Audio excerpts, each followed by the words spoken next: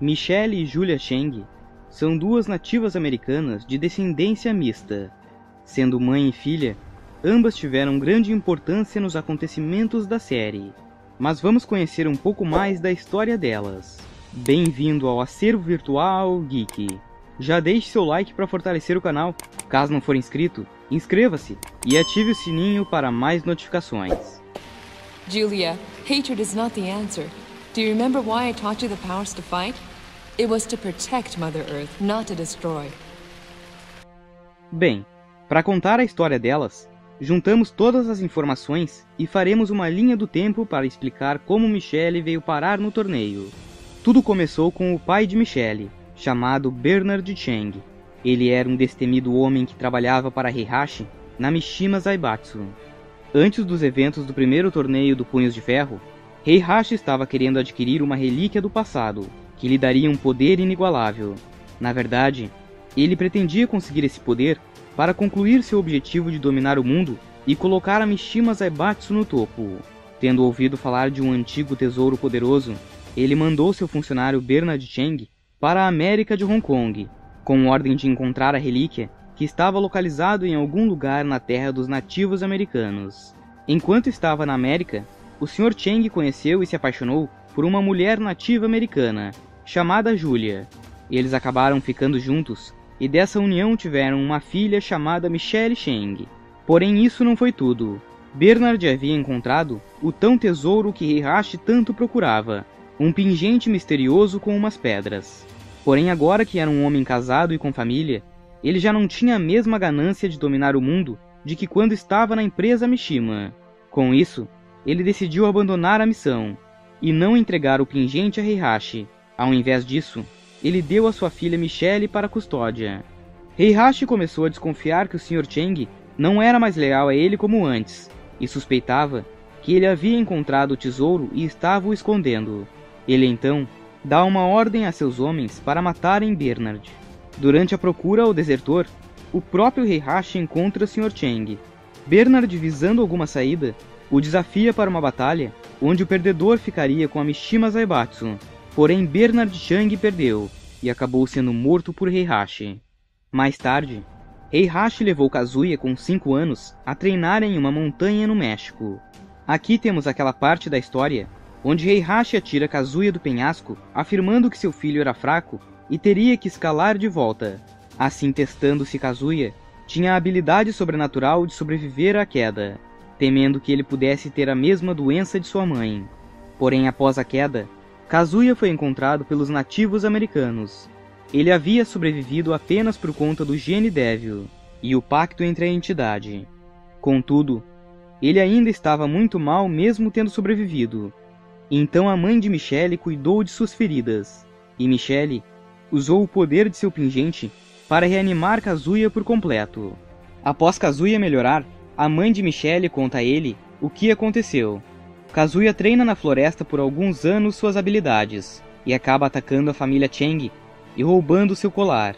Indo para as montanhas para testar sua força, ele acaba destruindo todas as árvores do local, até que se depara com o clã Manji, que era o grupo de justiceiros que roubava dos ricos e distribuía para os pobres, tal que tinha Yoshimitsu como líder. Kazuya derrota os guerreiros Manji e trava uma batalha contra Yoshimitsu. Porém, no meio da luta, Kunimitsu apareceu e atrapalha o combate, tentando roubar o pingente e a espada de Yoshimitsu. Kazuya vai embora e Yoshimitsu acaba derrotando Kunimitsu, recuperando sua espada e fazendo Michelle recuperar o pingente. Com tudo o que aconteceu na floresta, Michelle questiona sua mãe o porquê desse colar ser tão cobiçado, se aparentemente era para trazer o bem. Sua mãe então lhe contou toda a verdade sobre a morte de seu pai, e o quanto o pingente é perigoso em mãos erradas. Ela mesma desconfiava que o pingente podia domar espíritos e controlar grandes poderes, e por tentar proteger a família e fazer o bem, seu pai acabou perdendo a vida por conta de Heihachi. Michelle então ficou com muita raiva e jurou vingança por seu pai. Já tendo completado 18 anos e sendo uma lutadora de Kenpo chinesa, ela acabou indo participar do torneio do Punhos de Ferro para derrotar Heihachi. Estamos então em Tekken 1. No torneio, Michelle luta contra Kunimitsu, que tenta roubar seu pingente mais uma vez, mas Michelle sai vencedora. Porém, ela não teve sucesso em vencer o torneio. E ao final, ela volta para casa pelo deserto do Arizona. Ela fica feliz por retornar e ver sua mãe sentada ao lado de fora da varanda. Infelizmente, sua entrada no torneio acabou trazendo mais problemas para ela, pois Kazuya ainda não esqueceu o poderoso colar e pretendia pegá-lo. Após 2 anos, Kazuya anuncia o segundo torneio do Punhos de Ferro. Ele manda Ganryu sequestrar a mãe de Michelle para fazer a moça trazer o pingente até ele. Logo, Michelle entra no segundo torneio com o objetivo de resgatar sua mãe. Ganryu havia visto ela no primeiro torneio, porém aqui, ele acabou se encantando com a menina e decidiu que tinha que tentar conquistá-la. Ele vai lutar com Michelle, porém se declara para ela na luta, mas ela não corresponde e acaba o derrotando. Ganryu acaba soltando a mãe de Michelle para provar seu amor a ela. Contudo, Michelle não mostra nenhum sentimento por ele. Depois de tudo isso, Michelle se aproxima de um lago em uma floresta com seu pingente na mão, pensando em todos os problemas que o pingente trouxe. Então, decide jogar na água para se livrar desse fardo e das pessoas que a perseguem. Algum tempo depois, Michelle encontra um bebê sozinho na aldeia nativa. Era uma menina que havia sido abandonada pelos pais. Michelle a adota e coloca o nome da menina de Julia, que é o mesmo nome de sua mãe. Julia cresceu com um grande amor por sua mãe adotiva e sua tribo, e foi ensinada a lutar para proteger sua terra natal, e começou a estudar arqueologia para aprender mais sobre seus antepassados. Quando Julia tinha 18 anos, histórias de desaparecimentos repentinos de artistas marciais em todo o mundo começaram a chegar à tribo. A tribo conhecia a causa que estava contida nas lendas tribais, que era a lenda do antigo ogro. Temendo que os contos tribais do deus da luta estivessem se tornando realidade, e que seu pingente estivesse de alguma forma conectado, Michelle foi ao Japão para encontrar Heihachi Mishima, e perguntar o que ele sabia sobre o pingente, e por que havia procurado anteriormente.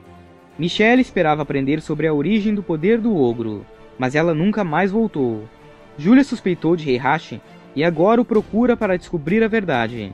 Logo, ela entrou no terceiro torneio para procurar sua mãe. Julia Jordan wins. Ao final do torneio, Julia encontra sua mãe nas ruínas astecas. Michelle explica a ela que a chave para controlar o ogro é seu pingente, e que acordá-lo foi o plano maligno de Heihachi para conseguir seu sangue. Julia de início quer se vingar de Heihachi, porém Michelle a lembra que o ódio não é a resposta, e que ela ensinou Julia a lutar para proteger a Mãe Terra, não para destruí-la. Depois disso, ambas voltam para casa no Arizona. Após esses eventos, como Julia era uma estudante universitária que estudava arqueologia, um dia ela descobriu que sua terra natal corria risco de ser coberta por um deserto invasor. Isso foi causado pelo ecossistema global em rápida mudança. Querendo salvar sua casa, Julia começou sua pesquisa sobre restauração de ecossistemas. Ela se juntou a um grupo avançado de pesquisa genética liderado pelo professor T, que estudou o mecanismo biológico de reflorestamento. Ela conduziu sua pesquisa em um laboratório universitário, financiado quase exclusivamente por uma bolsa de pesquisa da G Corporation. Na verdade, todos os dados da pesquisa foram armazenados em servidores de arquivos no Centro de Pesquisas de Alta Segurança da G Corporation. Julia estava muito empenhada, pois quando a pesquisa fosse concluída, sua terra natal estaria salva. Porém, certo dia, ela soube que sua pesquisa foi suspensa indefinidamente. A Mishima Zaibatsu atacou o centro de pesquisa de alta segurança da G Corporation e roubou todos os dados do projeto. Julia não sabia nada sobre os projetos de pesquisa secretos da G Corporation, nem se importava com eles. No entanto, ela sabia que tinha que recuperar seus dados da Mishima Zaibatsu para salvar sua casa de se tornar um deserto em alguns anos. Julia pesquisou na net para reunir informações sobre a Mishima Zaibatsu, e ficou alegre quando ela viu uma página da web anunciando o torneio do Punhos de Ferro 4.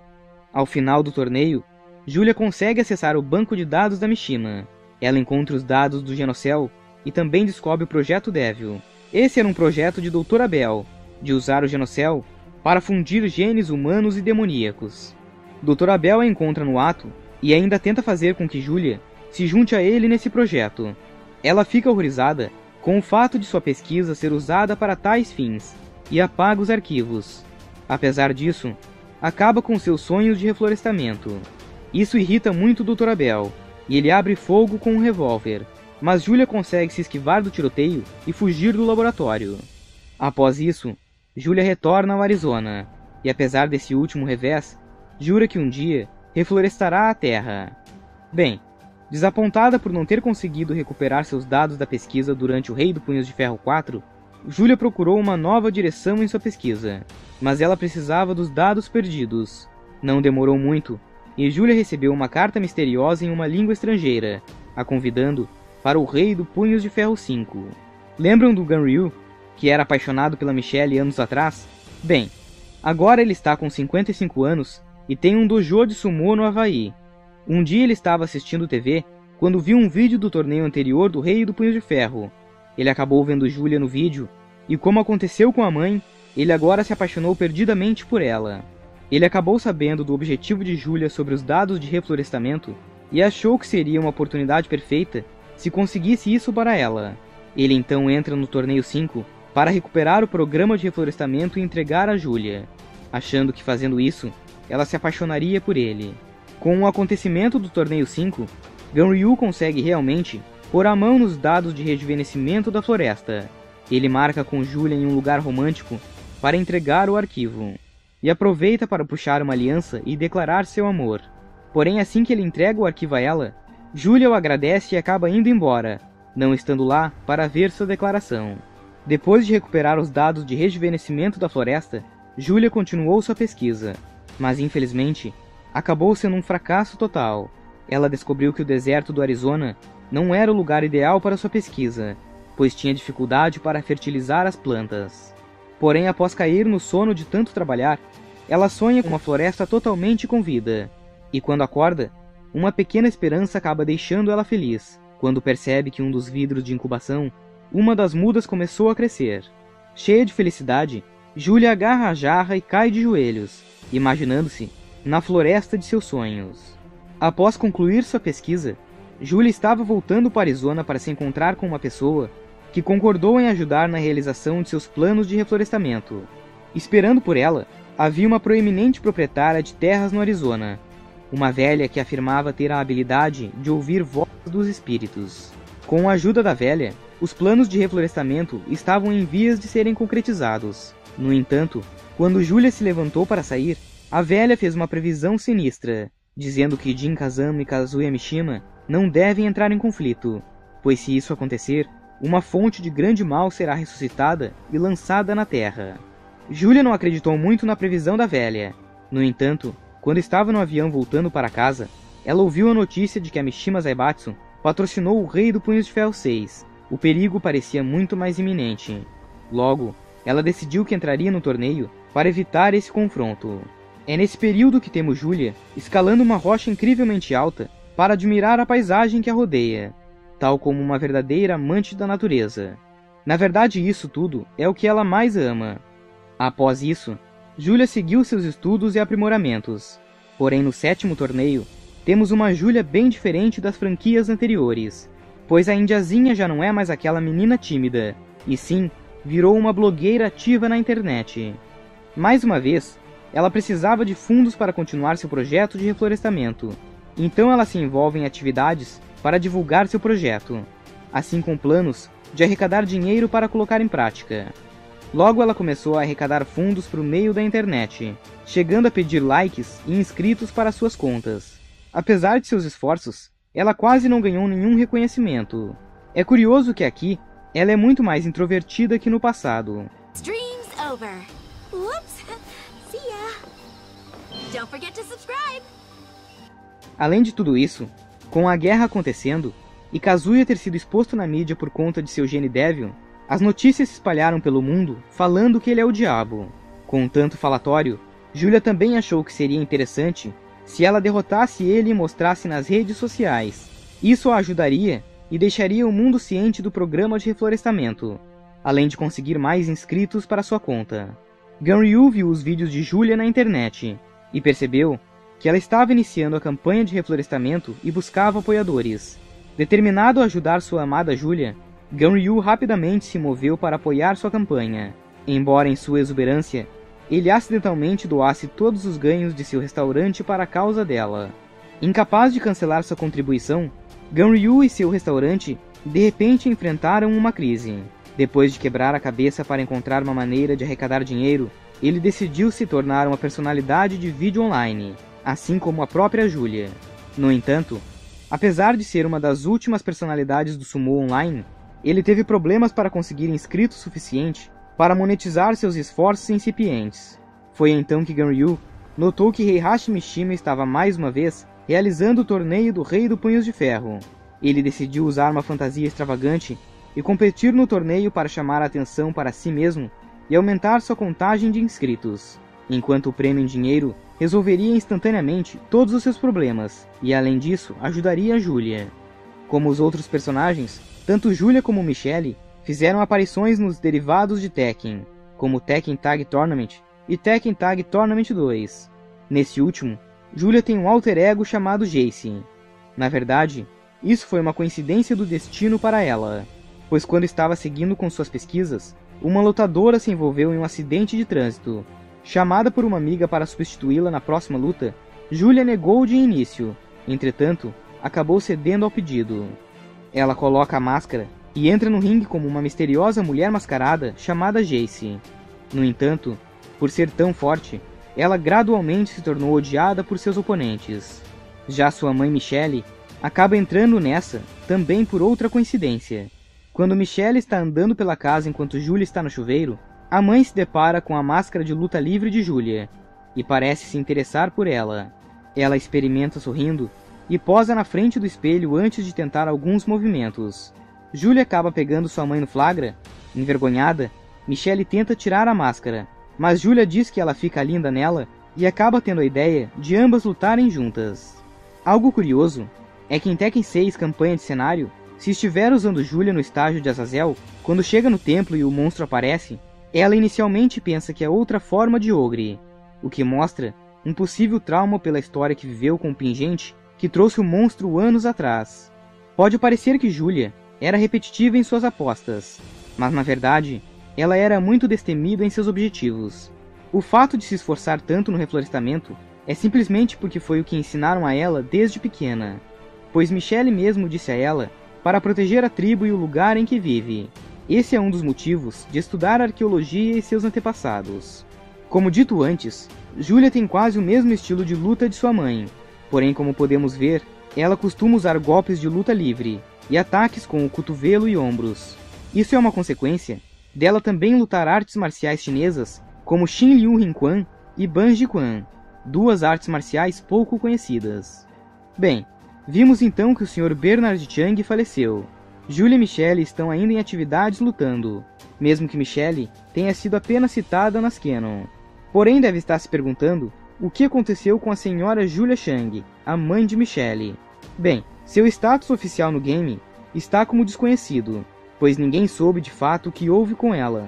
Apesar de no derivado de Tekken dizer que ela morreu quando Heihachi colocou fogo na aldeia na época do segundo torneio.